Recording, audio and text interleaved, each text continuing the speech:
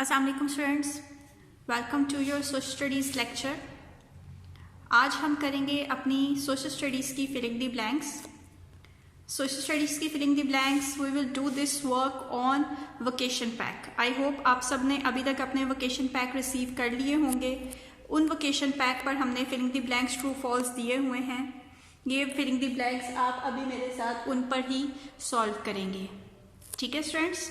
So all of you please open your vacation pack, subject social studies, and our today's topic is fill in the blanks.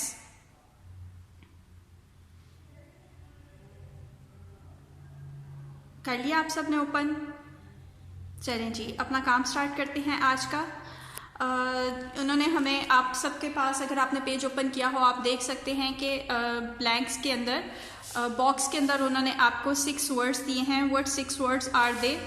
Number 1 is older, number 2 is tent, number 3 word is move, MOVE move, number 4 1 is HELP help, number 5 UNIQUE unique, number 5 word is number 6 word is NEXT next, DOOR door, next door.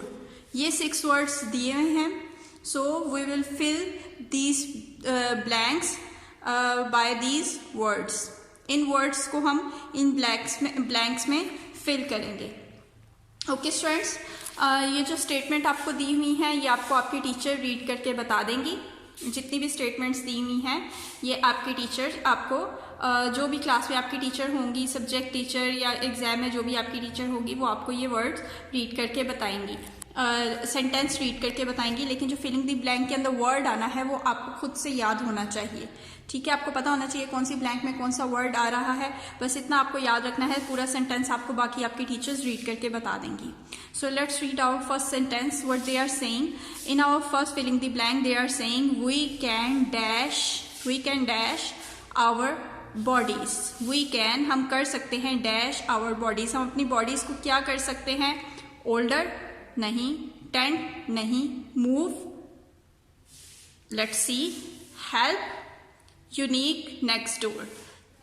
इनमें से कौन सा word सबसे ज्यादा suitable है? We can dash our bodies, we can move, MOVE move, we can move our bodies, हम अपनी bodies को मूव कर सकते हैं, हिला सकते हैं, हिला जुला सकते हैं, आ जा सकते हैं, हरकत दे सकते हैं।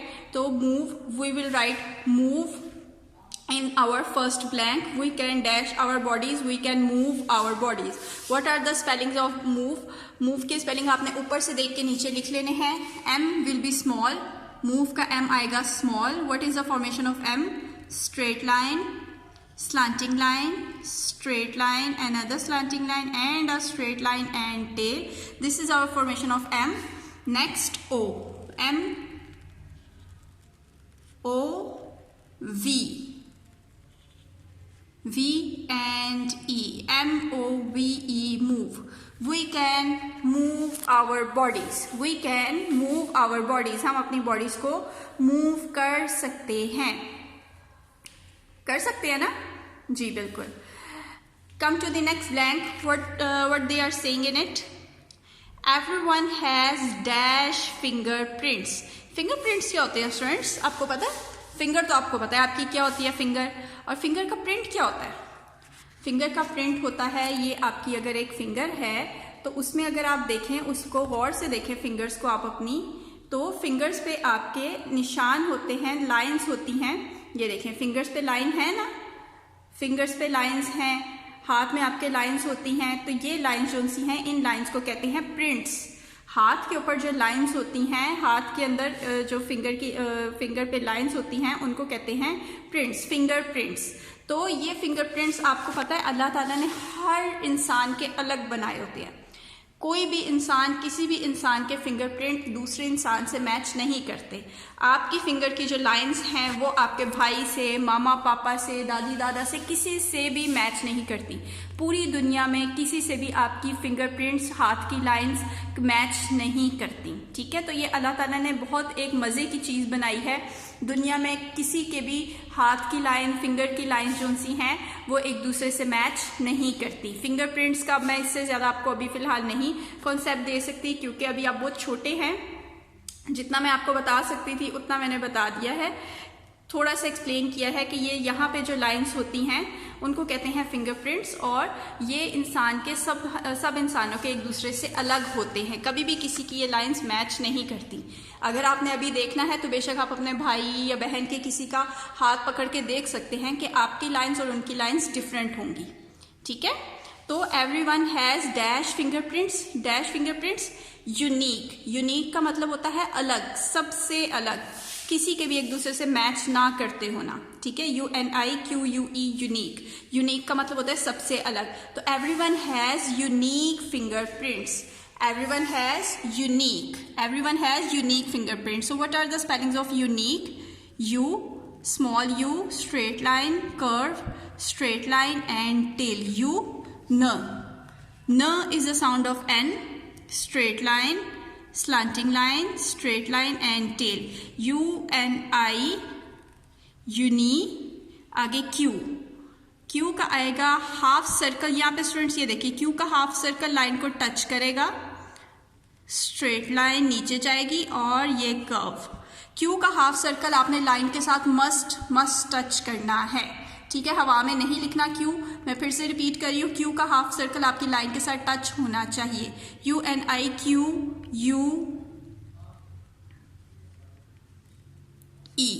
UNIQUE, unique.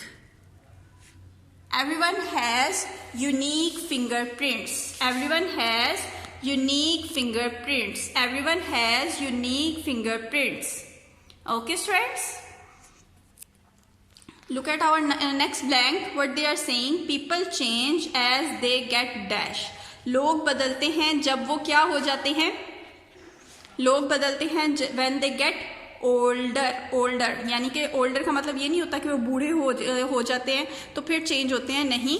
इंसान जैसे जैसे बड़ा होता है वो चेंज होता रहता है। आप देखो एक बेबी है, वो थोड़ा बड़ा होगा, उसकी हाइट बढ़ेगी, उसका फेस चेंज होगा और बड़ा होता, उसकी हाइट बढ़ती रहती है, उसके हाथ पाँव जो से हैं वो भी बड़े होते हैं, उसके जिस्म की हर चीज़ जो सी है वो बड़ी होती जाती है वक्त के साथ साथ। और जैसे जैसे वो ओल्ड होता रहता है तो फिर उसके फेस पे लाइंस आ जाती हैं, बाल वाइट हो जाते हैं, ठीक है ना। तो पीपल चेंज, लोग बदलते हैं as they get older. Older यानी कि ओल्डर का मतलब ये नहीं है बूढ़े होना, सिर्फ बूढ़े होना ओल्डर का मतलब नहीं होता। ओल्डर का मतलब होता है कि इंसान जैसे जैसे वक्त के साथ बड़ा होता है वो चेंज होता रहता है। तो चेंज होता है ना, आप भी देखिए छोटे थे तो कितने क्यूट से थे और आपको चलना भी नहीं आता था, आप ठीक से बात भी नहीं कर सकते थे, और अब आप बड़े हो गए हैं, अब आप भागते दौड़ते हैं, ढेर सारी बातें करते हैं, है ना। और अब भी इंशाल्लाह आप सबने और बड़े होना है। तो पीपल चेंज, लोग बदलते हैं एज दे गेट ओल्डर, जैसे जैसे वो बड़े होते हैं वो बदलते हैं। ओल्डर, ओल्डर का मतलब बूढ़ा यहाँ पे नहीं है, ओल्डर का मतलब है कि वो जब जैसे जैसे बड़े होते जाते हैं वो बदलते हैं।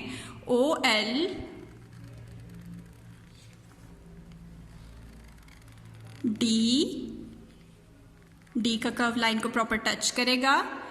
ER, older. ओल्डर के आगे आपने फुल स्टॉप ज़रूर लगाना है क्योंकि सेंटेंस के एंड में है, ये सेंटेंस खत्म हो गया है, इसके आगे कोई वर्ड नहीं है, इसलिए आप लोगों ने खुद इसके आगे फुल स्टॉप लगाना है, ठीक है। People change as they get older, लोग बदलते हैं जैसे जैसे वो वक्त के साथ साथ बड़े होते हैं। Okay, now come to the fourth filling the blank. Dash is a part of home.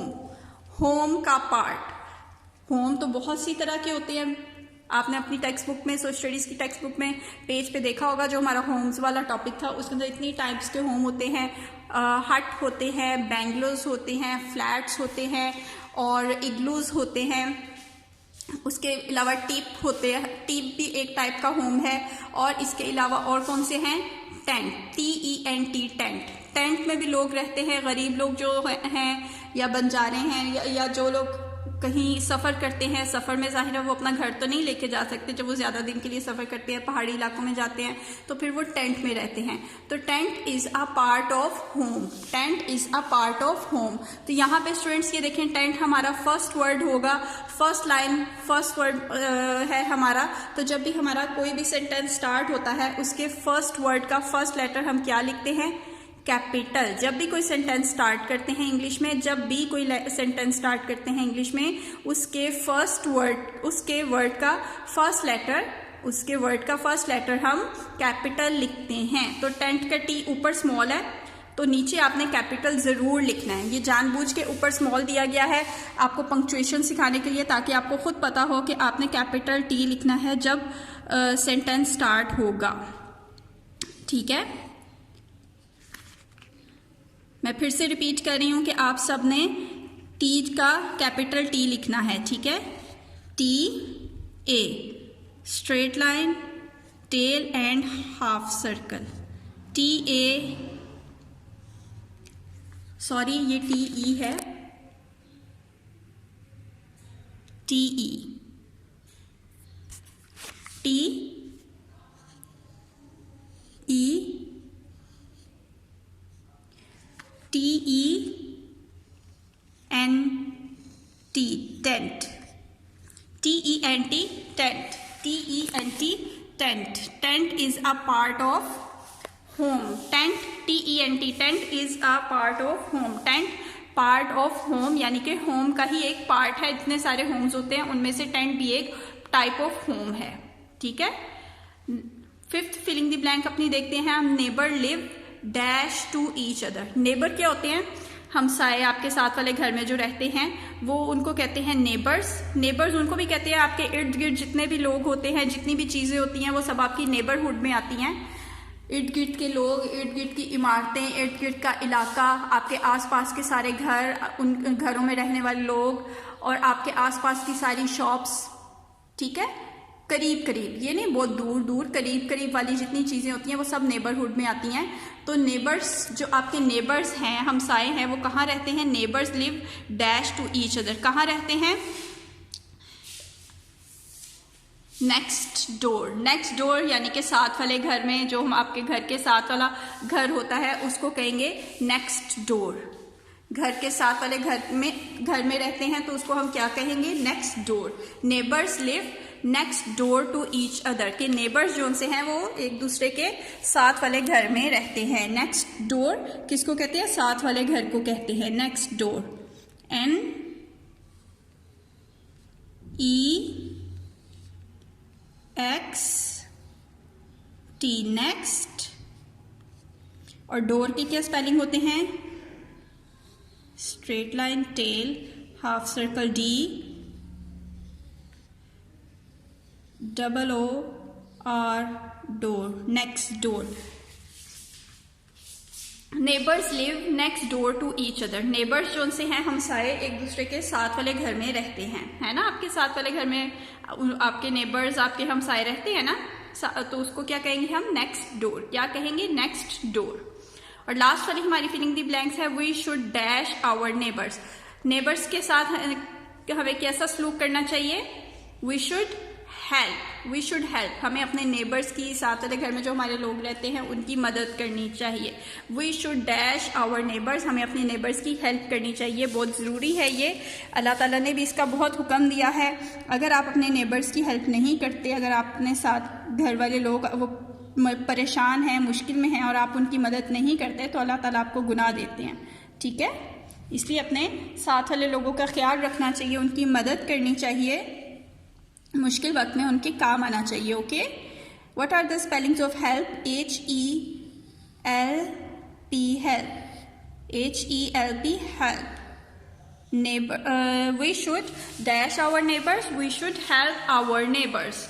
We should help our neighbours, हमें अपने नेबर्स की हेल्प करनी चाहिए, हमें अपने नेबर्स की हेल्प करनी चाहिए, हमें अपने नेबर्स की हेल्प करनी चाहिए। ठीक है स्टूडेंट्स, तो इसके साथ ही हमारा आज का ये लेक्चर, फिलिंग द ब्लैंक्स वाला लेक्चर कंप्लीट हो गया है। ये फिलिंग द ब्लैंक्स आपने अच्छे से याद करनी है क्योंकि डेफिनेटली आपको पेपर्स में आएंगी, लाजमन आएंगी, तो इसको आपने बहुत अच्छे से याद कर लेना है। ओके, और फॉर्मेशन के साथ लिखना है, जैसे मैंने फॉर्मेशन बताई है वैसे ही आपने इसको सॉल्व करना है, स्पेशली पी और क्यू की, क्योंकि पी का हाफ सर्कल लाइन को टच करेगा, लाइन से ऊपर हवा में नहीं होगा। इसी तरह क्यू का हाफ सर्कल भी लाइन को प्रॉपर टच करेगा, हवा में नहीं होगा। ओके स्टूडेंट्स, इस बात का आपने ध्यान रखना है। अपना बहुत सा ख्याल रखिएगा। अल्लाह हाफिज़।